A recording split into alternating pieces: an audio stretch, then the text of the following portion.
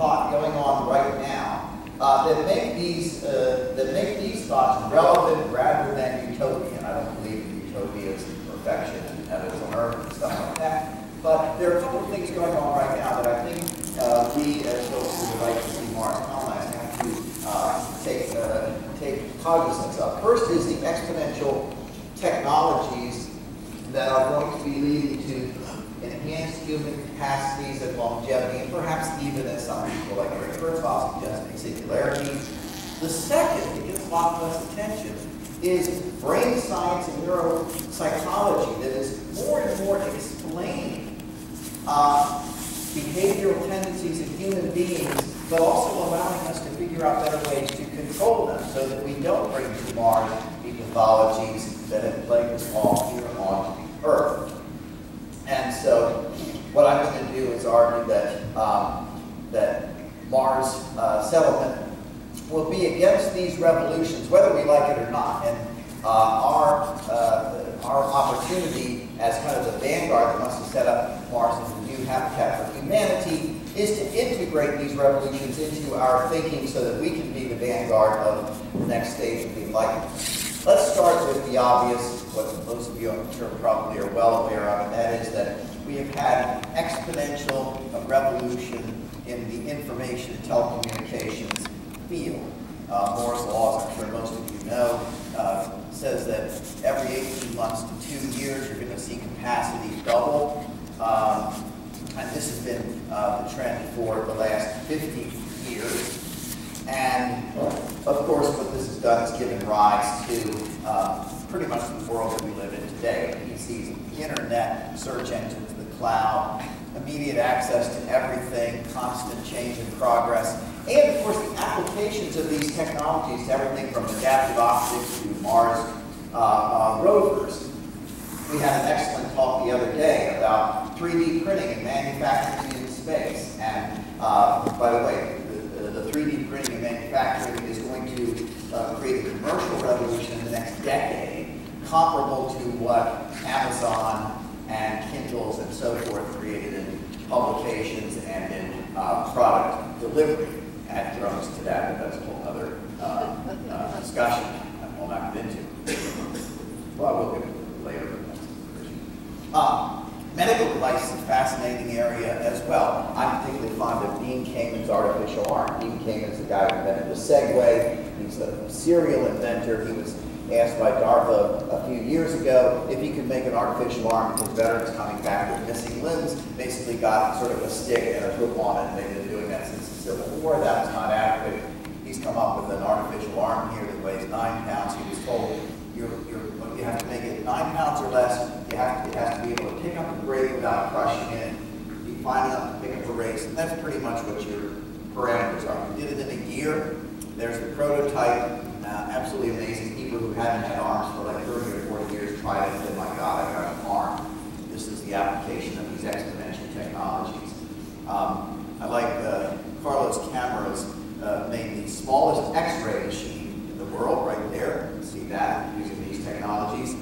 And George Whiteside, by the way, he's the father of the guy that most of you probably know has been very involved in space for many decades, did it basically the diagnostic chip that's about this big, and you put a urine or blood sample, and you can do all sorts of diagnostics. It's that big. Of course, robotics working in hospitals.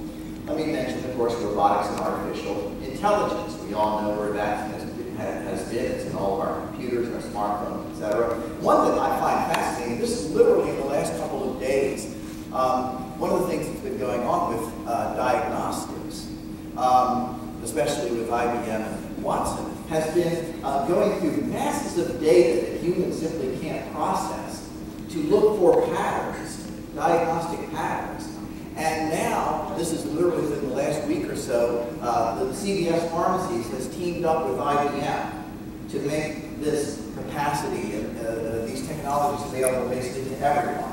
I mean, this is how fast it's going. The Washington Post, if you saw it here in D.C., I think this was on Thursday, they did a review of this book, Humans Are Underrated, sort of looking at what robots can do better than humans. By the way, this is what the diagnostic stuff that Watson's going to do, it's going to not only look at diagnostic data, but it's going to be looking at, for example, brain scans, things like that, essentially photos, in order to do diagnostics. This is the kind of things that are happening right now.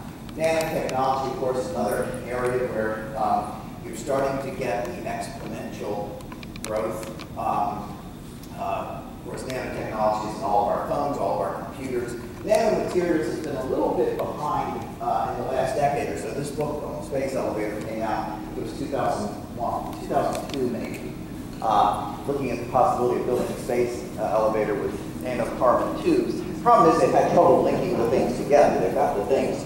The interesting thing about this book is also was very keen to look at the economics of it. Too many people talk about, well, if we just get $1 billion or $2, we can do this thing. It actually looks at the economics of a space elevator compared to other means of getting into space. By the way, this was just in the paper about 2-3 days ago, you might have seen. The Canadians have developed an inflatable, this is not an elevator going up to the stars, but it is something that goes up 20 kilometers. And they just filed a patent for it literally about 3-4 days ago. Just, you know, this is how fast the technology is moving. Nanotechnology, of course, is being investigated for medical uses. Imagine instead of having to do chemotherapy the way we do it now, you basically poison the body and hope the cancer dies before you die. Not a very good approach. Serious work, of course, is being done on trying to program nanobots that go in and just go to the cell that has a problem and turns it off. It does this by the millions. And, of course, genetic manipulation. Craig Venter, as you probably know, is actually local here at a lab in Maryland for $300 million. Private guy basically decoded the human genome. The government said it would cost $3 billion in 10 years, and he did it for $300 million and did it in 1 year. Pretty good. The idea of if you can do genetic engineering, you can eliminate things like Alzheimer's, Parkinson's, and the like. And this is interesting too, because I mentioned economics are important, you know. And if you take a look at the cost per processing a genome, it started back in 2000 or 2001, I guess, at essentially $100 million. And then take a look at the costs here, where 2007 it was down by, this is logarithmic by the way, it's basically down to $10 million from $100 million over a 7-year period, and then, wow, look what's happened. And the materials I've been reading is it's now approaching $1,000 to decode a genome. And what that means is you're going to see just as when you had the exponential fall in prices and the high and increase in processing speeds with computers and processing, you saw all sorts of applications. Now you're going to see the same thing with manipulating the human genome. Google's Calico is putting in, this guy right here, a guy named Bill Marist, has a $3 billion portfolio. He's investing in this sort of research. Peter Thiel, Page at Google, Larry Ellison, Bill Gates are all putting money into life extension research. I'd like, by the way, this is the current issue. I have a copy of it somewhere right here, of Wired magazine, talking about how cut and paste genes now are, you know, cheap enough that everyone's going to be doing it. I like this particular thing here. This thing is called a hydra. It's like a ½ millimeter, and I don't know if you're familiar with this thing. It's this little doohickey you find in swamps and all. And apparently, it doesn't age genetically. I mean, you know, they die if they get squashed or eaten or whatever. But apparently, this is an organism that actually doesn't age. The cells in every other organism have a tendency to age. And serious research is being done about how does this thing work so it never ages? Because can we engineer our own cells so that we won't age, eliminating genetic processes that are killing us off?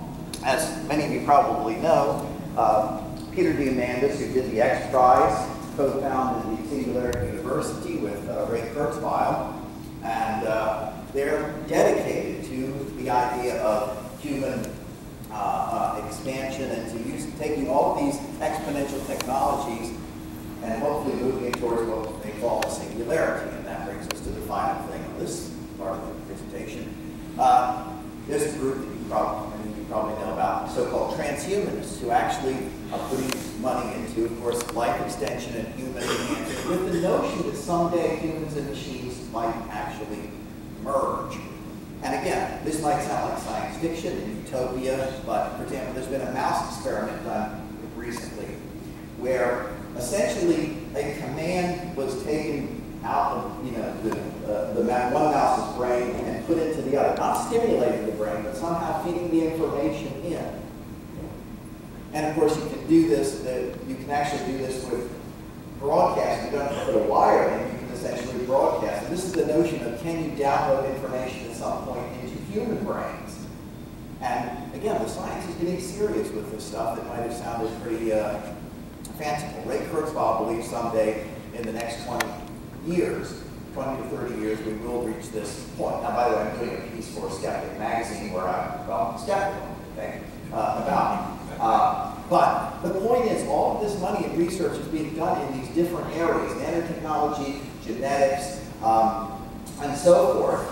And like it or not, this is going to be the world that we're going to be living in the next 20 to 30 years, as those of us who want to go to Mars and make it a habitat for humanity work these things out. This is going to be the background. Now, are there possible uses on Mars? Well, there's some short-term ones, obviously, or maybe long-term ones. Restropcytes, as some of you might know, is the notion of having artificial red blood cells. That's the researcher who has done this. And so, what if you're on the planet Mars and you don't have to worry too much about oxygen, because you can put these nano things into you, and they would essentially breathe for you, or they would do it in a much more efficient way. It's been a staple of science fiction in the last decade or so. What about radiation-resistant cells? What if we start having kids on Mars and say, yeah, you know, even though, of course, most of us here know that radiation is not a problem. I mean, you can ask Robert Zuckerman, he'll explain that to you. But for those of you that really were a problem, okay, well, here's the way to deal with it. The notion of seeding Mars. Well, of course, seeding Mars with something that will take in carbon dioxide and breathe out oxygen. Well, why not some genetic engineering that really will make these things breathe out the oxygen and basically speed up the process of terraforming Mars. Of course, robotic everything. You know, if you read most science fiction, people are going out and they're getting, you know, their fingers cut off and all because they have some problem. Well, with robotics, you basically can stay in the hat and you can go out for recreational purposes. Obviously, you can have fun, you know, skiing on the polar caps or whatnot. But you know, you can do a lot of stuff remotely because you now are having the capacity for interactive robotics.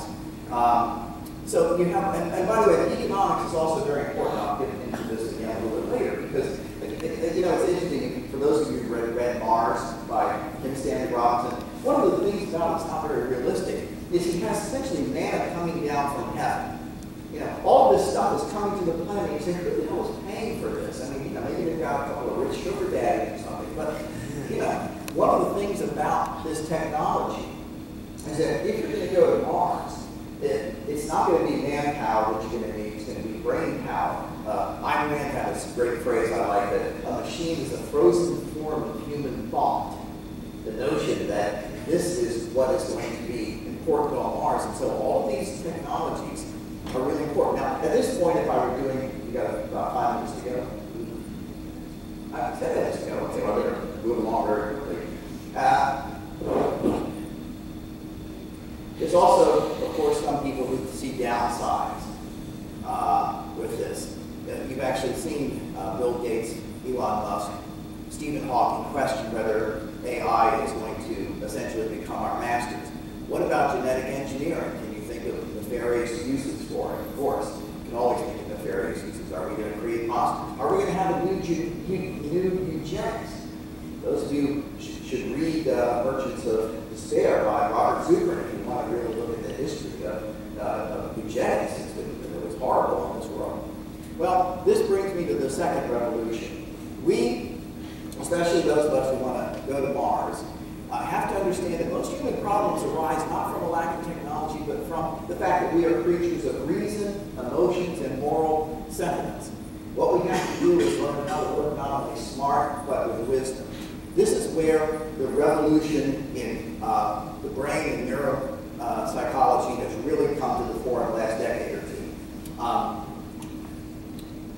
Steven Pinker is perhaps one of the best on this. He wrote a book called The Blank Slate, essentially saying we're not a blank slate. On the one hand, it's an absolute fallacy to believe that humans are infinitely malleable. We have a nature. Every attempt to engineer humans has ended up in failure, whether it's the Soviet Union or Nazi Germany or you name it. But it's also equally wrong to assume that we're completely determined by our biology, which, again, we are not. And, again, you can look at Peter's book. I'll give you a couple of quick examples here. Very good book by Michael Shermer, Skeptic Magazine, has looked at all the research on how the brain makes errors. It's not just that the people didn't take the right logic courses. There are biological things happening. For example, when confronted, this was a recent experiment, when confronted with contradictory data, for example, in 2004, people who supported Kerry and Bush were confronted, they had a few test groups, and they confronted them with overt contradictions that each of these candidates had made. And then they did an MRI of the brain to see what happens. It was fascinating. The dorsolateral part of the frontal, prefrontal cortex that usually processes, that we usually do reason with, was quiet. The part having to do with emotions here and here was what was most active. In other words, what was happening is people were rationalizing. There was a biological basis for this rationalization. Another guy, Jonathan Haidt, I'm going to move on a little quicker here, has done a lot of research looking at evolved hardwired capacities in human beings. And I can talk to you about more about this later, but this is very good empirical data where you look at, for example, we are tribal creatures, meaning that 100,000 years ago, it made sense that if your face didn't look like my face, you were probably going to bop me over the head, okay? And it had a survival value. So loyalty to the group was important. And you can actually see where this is programmed into us and probably falling on a bell curve about how much it is to each other. And what Haidt has done is a very good job of empirically trying to explain why people have certain political views based on how they come out on these measures. Absolutely fascinating. Well, on Mars we need to work smart, okay? And this is where these things come in. What we need is a revolution in education, and in two ways. The Industrial Revolution model of education was good, but it doesn't work anymore. That is where kids at 9 o'clock, they're here on the assembly line, we pour history, and at 10 o'clock we pour math, and so forth. That's not how children really learn, okay? And there's been a lot of good work based on empirical evidence of how to change the way we do education. Even more important is the need to integrate into educational training programs ways that we and our children can deal with these biases and these inbuilt tendencies.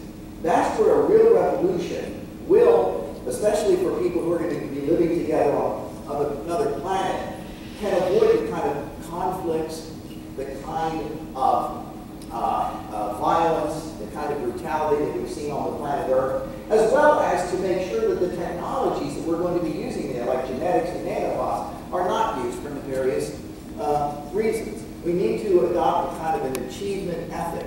I'm going to move along quicker here. The next phase of the Enlightenment, I argue, is going to be on planet Mars, because it's going to be the next habitat for humanity. That we can use these exponential technologies and these revolutionary insights about how the mind works. Not to create a utopia, that's not going to happen, but in order to understand our nature and to educate us better, and so that the planets and the moon are going to eventually be ours. I thank you for your attention. I probably only have time for a question or two, and then we can...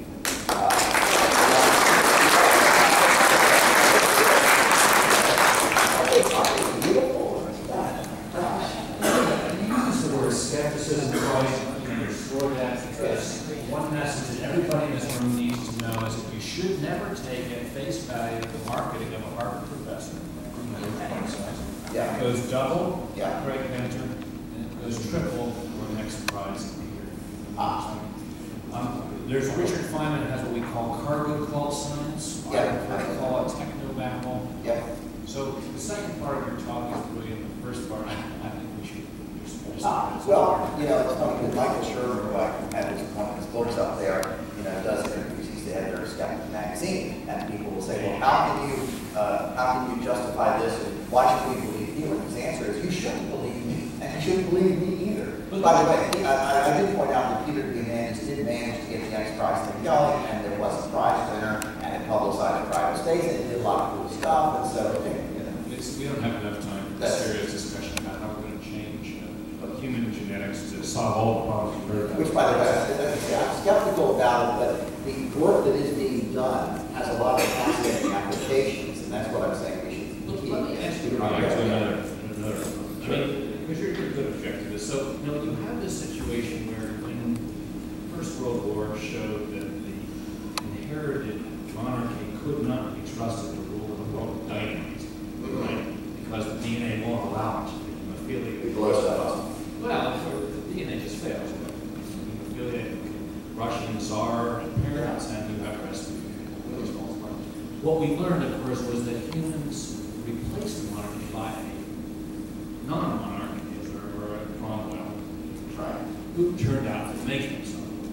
And the Americans were the exception because the Americans had this independence streak coming from the pioneer culture. Yeah, would you not agree that this would be the same thing that would apply to Mars? I would certainly agree. And by the way, again, if I can refer to Robert Zuprin in some of his past Mars Society talks, and I'm sure these are, you can find these on the website, goes over details of the pioneer experience in the United States that, you know, most people don't even know about. That just, you say, my God, we've got such a windy, you know, culture today. You know, people just, you know, complain about everything. And you look at the kind of stuff that pioneers had to go through and found this country. The risks they had to take were incredible. It will be similar on Mars, and I completely agree with Robert Zuprin on this, but I would add that, again, the difference is that it's a different kind of frontier, and it's against the backdrop of the fact that we really need technology. I don't want to say worship technology, but that's really going to be what allows us to make Mars into a habitat. To take, you know, again, if I had time, I'd say, okay, everyone break up into little groups and let's all brainstorm how we can use these technologies. But, you know, other people are doing that, and they've done that for the last couple of decades, and that's where we have smartphones, computers, and all those wonderful things. But the other thing, again, that I think is most important, and glad you sort of well on with this, is the insights into human psychology. Not that we are deterministic, but that we have to, you know, nature to be commanded must be obeyed. That goes not just in technology, but in ourselves. I had a picture of Aristotle up there. He's one of my heroes. I got a PhD here at Catholic University, and Aristotle, most people here are a big fan of Aristotle, and so am I. That, in a sense, it goes back 2,400 years, the kind of stuff we're doing, but the science has given us insight as to what's actually going on in there, how the brain is working, and therefore giving us insights on how to create educational training that will allow us not to have the pathologies that, you know, I pointed out here. We have time for one more quickie. I think over here. I'll try to keep it quick. Hi. So you mentioned space elevators and carbon nanotubes, but I was under the impression that there's, you know, certain physical limits about mass versus tensile strength, and that carbon nanotubes are something like 1/10 as strong as they need to be to make that possible at all. And so, you know, there's possibly an absolute physical limit in the universe. Maybe it's just impossible to make material like that. And it's just, I'm wondering how you can suggest that perhaps carbon nanotubes could do that when it's possible we won't for thousands, like 10,000 years maybe. Well, okay, by the way, again, I'm saying, what I'm doing here is not saying I'm going to necessarily put all my retirement money into this, okay? But what I'm saying is that, for example, reading this book, I think it's a very good book that actually talks about those kinds of things. Now, you can actually go back, in fact, I was going to do this, I didn't have time to do it for this particular talk, but for some other things I'm working on, I was going to go through this book again, which I read when it came out, and the linchpin was how quickly they maintain that the tubes are strong enough, but the problem has been, I talked to someone about this a couple of months ago, is linking them up so that they kind of stay together. There's a kind of a linking issue there. And so it may be that instead of 100 years, it may be longer. But I don't know. That's, by the way, the final point I'll make is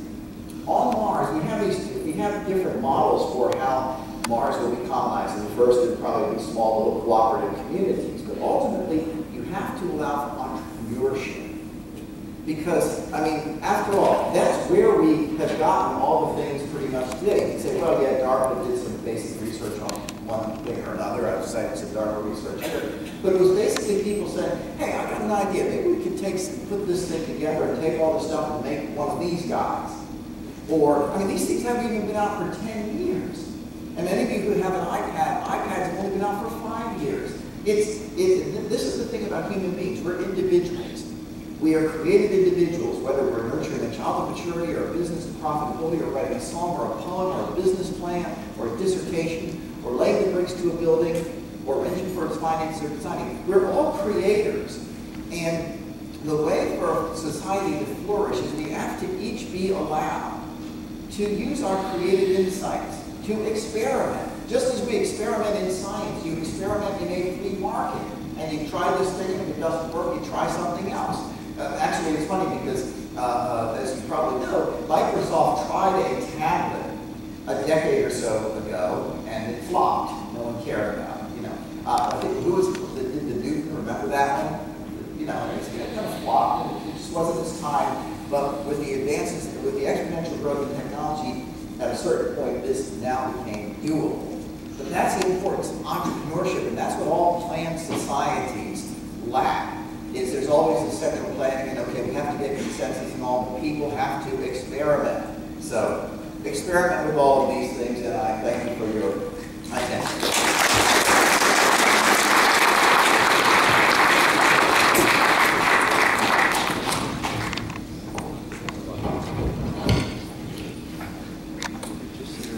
They found something stronger than the carbon nanotube.